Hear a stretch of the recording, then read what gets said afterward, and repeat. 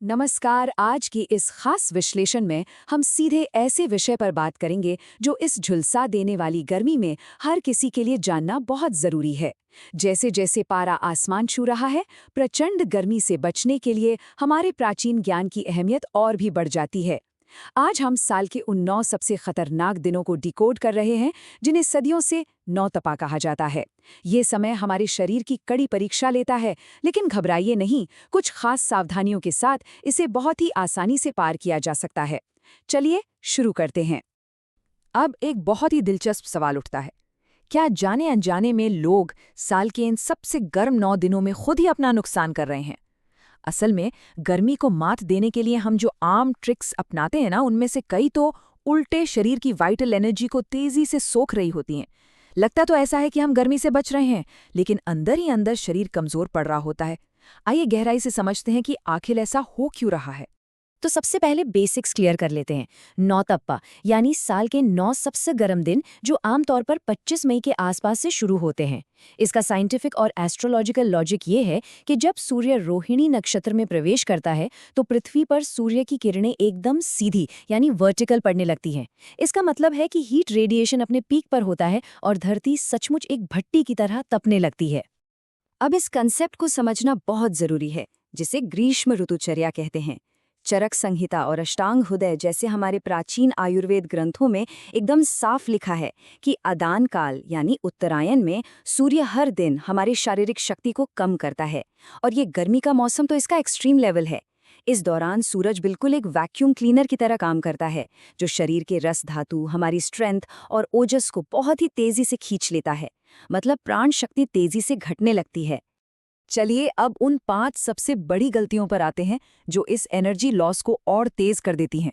पहली गलती है दोपहर 12 बजे से 4 बजे के बीच बाहर निकलना। देखिए, इस वक्त घर के अंदर रहना ही बेस्ट है।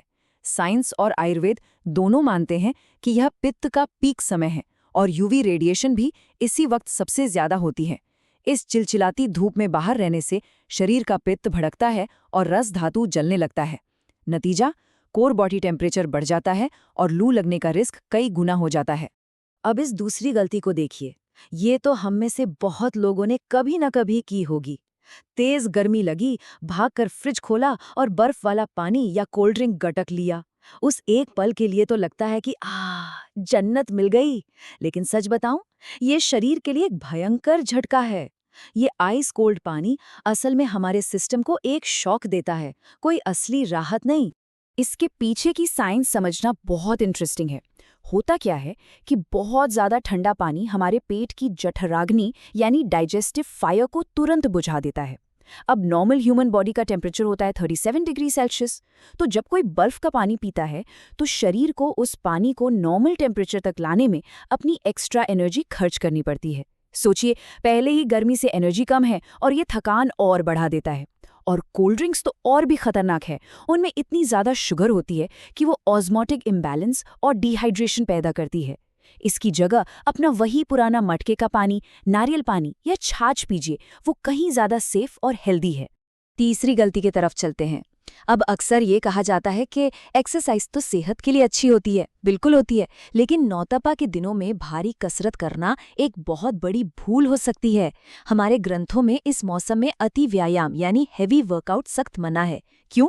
क्योंकि आदान काल में शरीर की ताकत पहले ही लो होती है और ऊपर से हेवी एक्सरसाइज ओजस और बल को और गिरा देती है। इसलिए सुबह 6 से 7 बजे के बीच योग या शीतली प्राणायाम जैसे हल्के अभ्यास करना ही सबसे सही चॉइस है। और ये जो पॉइंट है ना, ये हमारी बायोलॉजिकल क्लॉक को परफेक्टली समझाता है। रात 10 बजे से 2 बजे के बीच का जो टाइम है, वो हमारे शरीर के लिए, खासकर लिवर की रिपेयरिंग के लिए एक क्रूशियल विंडो होता है। लेकिन होता क्या है, गर्मी में नींद नहीं आती तो लोग फोन लेकर बैठ जाते हैं और रात रात भर जागते हैं। इस तरह देर तक जागने से ये पूरी की पूरी रिपेयर विंडो बर्बाद हो जाती है। इस सबसे गर्म मौसम में आराम करने के बजाय रात को फोन स्क्रॉल करने के कितने भारी नुकसान हैं, ये जानकर बड़ी हैरानी होगी।